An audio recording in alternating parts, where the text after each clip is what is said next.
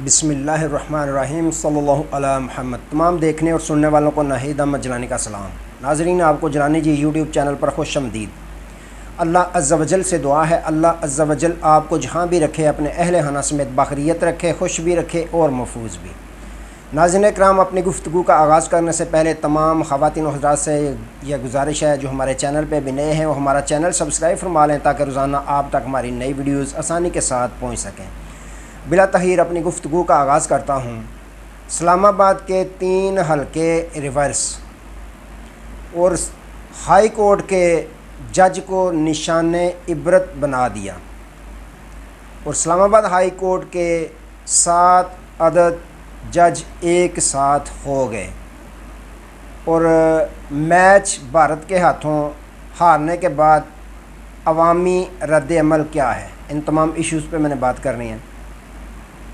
नाज़रीन इकराम, सबसे पहले बात करते हैं कि पाकिस्तान ने एक मैच तो अमेरिका से हारा। अभी वो सदमा भूली नहीं थी पाकिस्तानी कौम कि एक सबसे बड़ा जिसको दुश्मन समझा और माना जाता है इंडिया से टाकरा हुआ पाकिस्तानी टीम का। और फिर हुआ क्या, वही जो इससे कबल होता हुआ नज़र आता है, माजी में भी जो होता रहा है बिल्कुल वैसा ही हुआ कि पाकिस्तान मैच एक मरतबा फिर हार गया। और हारने के बाद लोगों ने मुख्तलिफ़ अंदाज में अपनी पाकिस्तानी टीम को शर्म दिलवाने की कोशिश की। मुख्तलिफ़ अंदाज में सोशल मीडिया भरा पड़ा है।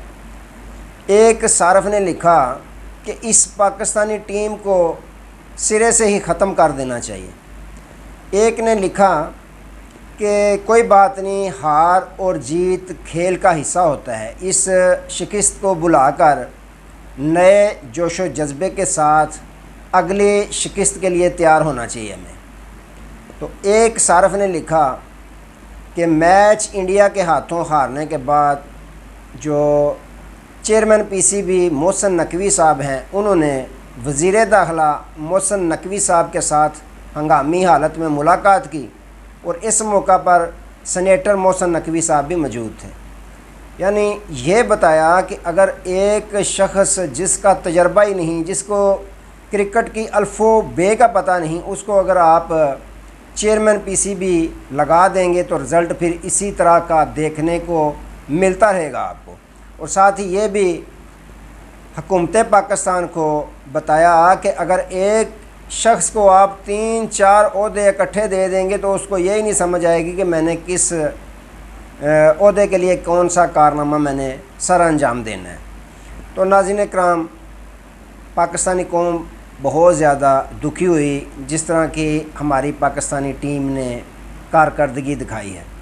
अच्छा, एक तरफ तो ये हुआ, दूसरी तरफ आपको पता है कि पाकिस्तान तहरीक इंसाफ का भी एक मैच चल रहा है, जिसको अगर कहें कि टेस्ट मैच और लॉन्ग टाइम टेस्ट मैच चल रहा है पाकिस्तान तहरीक इंसाफ का इलेक्शन कमीशन के साथ। और आपको मालूम है कि जैसे ही इलेक्शन हुआ, जिन हालात में हुआ, जिस तरीके से पाकिस्तान तहरीक इंसाफ को दीवार के साथ लगाया गया, निशान छीना गया, उनके जो DCAC तैनात किए गए, उन्होंने भी जो फिर कारनामा सर अंजाम दिया वो भी पाकिस्तानी कौम को मालूम है।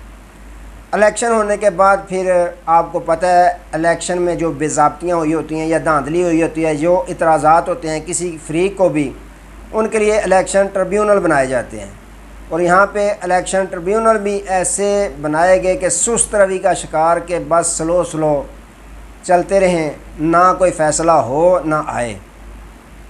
तो आपको मालूम है कि इस्लामाबाद के 3 हलकों की जो सरबराही थी, जस्टिस इस्लामाबाद के जो जस्टिस तारक महमूद जंगीरी साहब हैं, उनको अता की गई थी। ट्रिब्यूनल के सरबराह जस्टिस तारक महमूद जंगीरी साहब को बनाया गया था। और फिर उन्होंने किस अंदाज से, किस तेज़ी के साथ समाअत शुरू की, इस पे काम शुरू किया कि नून लीग के जो MNAs जीते थे फार्म 47 के तहत, उनको भी नोटिस जारी किए, इलेक्शन कमीशन को भी नोटिस जारी किए और ROs को भी नोटिस जारी किए। यहाँ तक कि ROs और मुस्लिम लीग नून के जो रहनुमा जीते हुए हैं उनको जुर्माने तक किए। और साथ ये भी कहा कि अगर 30 मई तक आपने फार्म 45 जनवन जो है वो जमा ना करवाए और साथ बयान हल्फी भी जमा ना करवाई, तो फिर मैं जो फ़ैसला करूँगा फिर आप देखते रहेंगे। और साथ ये भी धमकी लगाई कि मैं जो आप फार्म 45 देंगे उनका फ्रांजिक मैं किसी भी मुल्क से करवा सकता हूँ। ये उनका कहना था कि मुस्लिम लीग नून के जो MNAs कामयाब हुए थे फार्म 47 के तहत, उन्होंने कहा कि हमारे पास तो फार्म 45 है ही नहीं, सिरे से है ही नहीं, क्योंकि है जो जाली थे।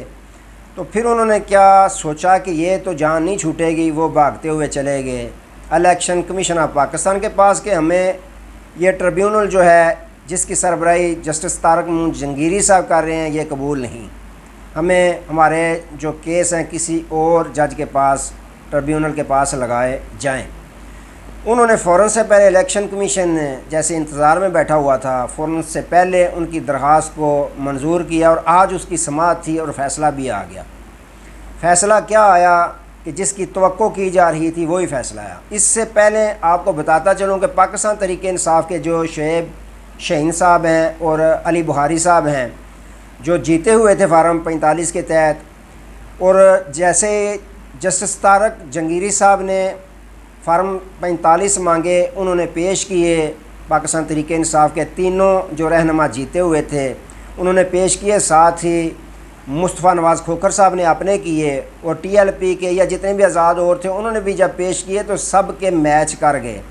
सिर्फ नहीं मैच किए तो मुस्लिम लीग नून वालों के नहीं किए उन्होंने, क्योंकि दिए ही नहीं, उन्होंने कहा हमारे पास है ही नहीं। अच्छा, फिर पाकिस्तान तहरीक इंसाफ के जो शुएब शाहीन साहब हैं और अली बुखारी साहब हैं, उन्होंने जब ये देखा कि ये इलेक्शन कमीशन ऑफ पाकिस्तान के पास चले गए और 27 मई को बाकायदा फिर नई वारदात डाली गई कि सदारती आर्डीनेंस के ज़रिए कानून पास कर दिया गया कि जो रिटायर्ड जज हैं वो ट्रिब्यूनल का हिस्सा बन सकते हैं, वो ट्रिब्यूनल में केस की समाअत कर सकते हैं। ये कानून पास कर दिया गया। यूसुफ रज़ा गिलानी साहब कायम मकाम सदर थे, उनके दस्तखतों से ये कानून पास हो गया। इस कानून के ख़िलाफ़ फिर शुएब शाहीन साहब और अली बुखारी साहब जो हैं वो हाई कोर्ट इस्लामाबाद में चले गए कि इसको हुक्म इम्तनाई जारी किया जाए जो इलेक्शन कमीशन समाअत करने जा रहा है, और साथ ही इसको कलादम करार दिया जाए जो आर्डीनेंस पास हुआ है। लेकिन जो chief justice Islamabad high court हैं मियाँ आमर फ़रूक साहब, उन्होंने ना तो हुक्म इम्तनाई जारी किया इलेक्शन कमीशन को, बल्कि उन्होंने सिर्फ नोटिस जारी कर दिया इलेक्शन कमीशन और तमाम फ़रीक़ैन को, जिसकी समाअत बाकायदा कल होने जा रही है। लेकिन इलेक्शन कमीशन ऑफ पाकिस्तान ने आज क्या वारदात डाली कि जो इस्लामाबाद का ट्रिब्यूनल था जिसकी सरबराही जस्टिस तारक महमूद जंगीरी साहब को दी गई थी, उस ट्रिब्यूनल को आज तहलील कर दिया और साथ कहा कि तहरीरी फ़ैसले में आइंदा का लाहे अमल लिखा जाएगा कि आइंदा क्या हमने करना है। तो नाज़रीन इकराम, ये बड़ी वारदात डाल दी इलेक्शन कमीशन ऑफ पाकिस्तान ने, और पाकिस्तान तहरीक इंसाफ जो है वो किसी भी सूरत में हार मानने को तैयार नहीं। उन्होंने क्या करना है, कल अब उस केस की समाअत है कि क्या जो चीफ़ जस्टिस मियाँ आमर फ़रूक साहब हैं, क्या वो जो सदारती आर्डीनेंस मंजूर किया गया है, कानून पास किया गया है, क्या उसको तस्लीम कर लेते हैं। अगर तस्लीम कर लेते हैं तो फिर मामला जाएगा इंट्रा कोर्ट अपील में। फिर ये मामला Pakistan Tehreek Insaf intra court appeal में लेके जाएगी। अपील जब आएगी तो अपील में याद रखिएगा कि मियाँ आमर फ़रूक साहब ने नहीं बल्कि दीगर जज साहिबान ने सुननी है, तो उसमें उन्होंने इस जो आर्डीनेंस कानून पास किया गया इसको उड़ा के रख देना है।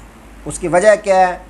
वजह साफ नज़र आ रही है कि जो इस्लामाबाद हाई कोर्ट के 7 अदद जज साहिबान हैं वो डट चुके हैं, वो झुकने को तैयार नहीं, वो हक़ और सच के साथ खड़े हैं। उन्होंने फ़ैसला कर लिया हुआ है कि हमने हक़ सच के फ़ैसले करने हैं। अब कोशिश ये करनी है इलेक्शन कमीशन ऑफ पाकिस्तान ने कि जो आर्डीनेंस मंजूर किया उसके तहत किसी रिटायर्ड जज को ये केस ट्रांसफ़र कर दिया जाए और ट्रिब्यूनल की सरबराही किसी रिटायर्ड जज को दे दी जाए, ताकि ये जो केस है इसको ज़्यादा से ज़्यादा लटकाया जा सके।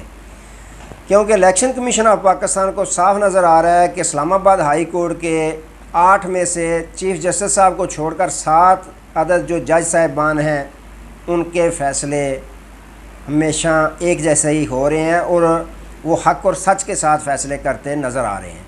तो उन्होंने कोशिश इलेक्शन कमीशन ऑफ पाकिस्तान ने यही करनी है कि इसको किसी रिटायर्ड जज के हवाले किया जाए ताकि इसको जितना भी हो सके लटकाया जा सके। वजह क्या है कि अगर एक भी हल्के का जो इलेक्शन हुआ है, जो इतराज़ात हैं, अगर खुल गया तो फिर हमारा सारा जितना भी हमने जो कारनामे अंजाम दिए हैं, जो 2 नंबरी की हुई है, सारी की सारी पकड़ी जाएगी, हमारे सारे भेद खुल जाएंगे।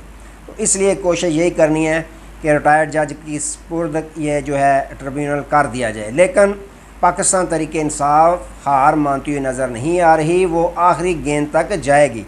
कल देखें, अगर तो फ़ैसला तस्लीम कर लेते हैं का अपना जो चीफ़ जस्टिस हैं मियां अमर फ़रूक साहब, तो इसमें पाकिस्तान तहरीक इंसाफ फिर इंट्रा कोर्ट अपील में जाएगी। अपील में जो है फ़ैसला सदारती आर्डीनेंस कानून पास हुआ है, इसको जज साहबान ने उड़ा के रख देना है। जिस तरह के हालात नज़र आ रहे हैं कि किस तरह आप हाई कोर्ट के जज को जो ट्रिब्यूनल है बग़ैर किसी वजह के आप उसके ट्रिब्यूनल को तख्लील कर सकते हैं। तो नाज़रीन इकराम, ये मामला चाह रहे हैं। आज तक दोबारा नए मौजू के साथ आपकी खिदमत में हाज़िर होंगे। तब तक के लिए इजाज़त दीजिए। अपना बहुत सारा ख्याल रखिए और अपने इस चैनल का भी। अल्लाह हाफ़िज़।